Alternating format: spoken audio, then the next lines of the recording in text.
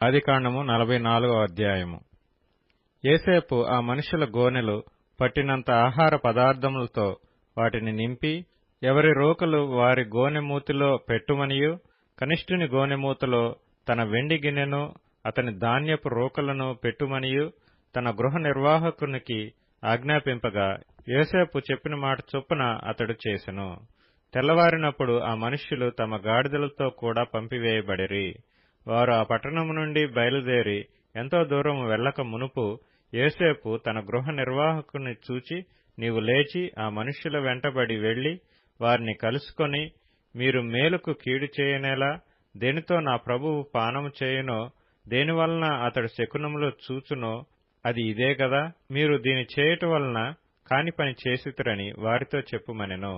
అతడు వారిని కలుసుకొని ఆ మాటలు వారితో చెప్పినప్పుడు వారు, మా ప్రభువు ఇట్లు మాట్లాడనేలా ఇట్టి పని చేయుట మీ దాసులకు దూరమవునుగాక.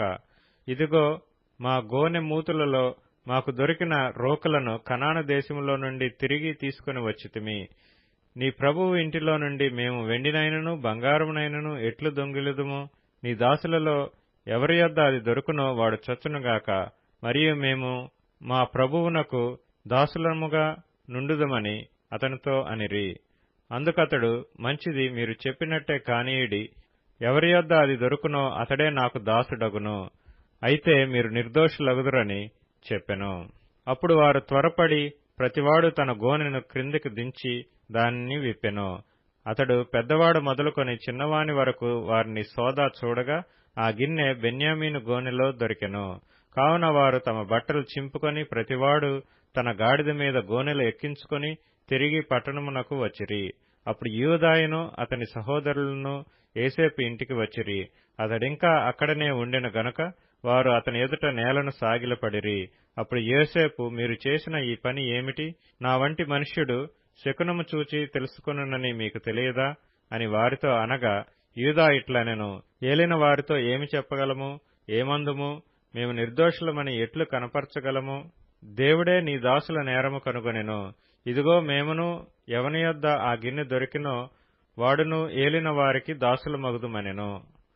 అందుకతడు, అట్లు చేయుట నాకు దూరమవునుగాక. ఎవని చేతిలో ఆ గిన్నె దొరికినో వాడే నాకు దాసుడుగా నుండును. మీరు మీ తండ్రి యొద్దకు సమాధానముగా వెళ్ళుడని చెప్పగా, యూదా అతని సమీపించి, ఏలినవాడా, ఒక మనవి, ఒక మాట ఏలిన వారితో తమ దాసుని చెప్పుకొననిమ్ము. తమ కోపము తమ దాసుని మీద రవులు కొననీయకము. తమరు ఫరో అంతవారు కదా, ఏలినవాడు మీకు తండ్రి అయినను సహోదరుడైనను ఉన్నాడా అని తమ దాసులను అడిగెను. అందుకు మేము, మాకు ముసలివాడైన తండ్రియు అతని ముసలితనమున పుట్టిన యొక్క చిన్నవాడును ఉన్నారు. వాని సహోదరుడు చనిపోయిను, వాని తల్లికి వాడొక్కడే మిగిలియున్నాడు. వాని తండ్రి వానిని ప్రేమించుచున్నాడని చెప్పితిమి. అప్పుడు తమరు, నేనతని చూచుటకు అతన్ని నా యొద్దకు తీసుకుని రండని తమ దాసులతో చెప్పితిరి. అందుకు మేము, ఆ చిన్నవాడు తన తండ్రిని విడువలేడు. వాడు తన తండ్రిని విడిచిన ఎడల వాని తండ్రి చనిపోవునని ఏలిక వారితో చెప్పితిమి. అందుకు తమరు, మీ తమ్ముడు మీతో రాని ఎడల మీరు మరలా నా ముఖము చూడకూడదని తమ దాసులతో చెప్పితిరి. కాబట్టి నా తండ్రి అయిన తమ దాసుల యొద్దకు మేము వెళ్లి ఏలిన వారి మాటలను అతనికి తెలియజేసితిమి. మా తండ్రి, మీరు తిరిగి వెళ్లి మన కొరకు కొంచెం ఆహారము కొనుక్కొని రండని చెప్పినప్పుడు మేము అక్కడికి వెళ్లలేము. మా తమ్ముడు మాతో కూడా ఉండిన ఎడల వెళ్ళుదుము. మా తమ్ముడు మాతో నుంటేనే గాని ఆ మనిషిని ముఖము చూడలేమని చెప్పితిమి. అందుకు తమ దాసుడైన నా తండ్రి, నా భార్య నాకిద్దరిని కనినని మీరెరుగుదురు. వారిలో ఒకడు నా యొద్ద నుండి వెళ్లిపోబడెను. అతడు నిశ్చయముగా దుష్టమృగముల చేత చీల్చబడిననుకొంటిని. అప్పటి నుండి అతడు నాకు కనబడలేదు.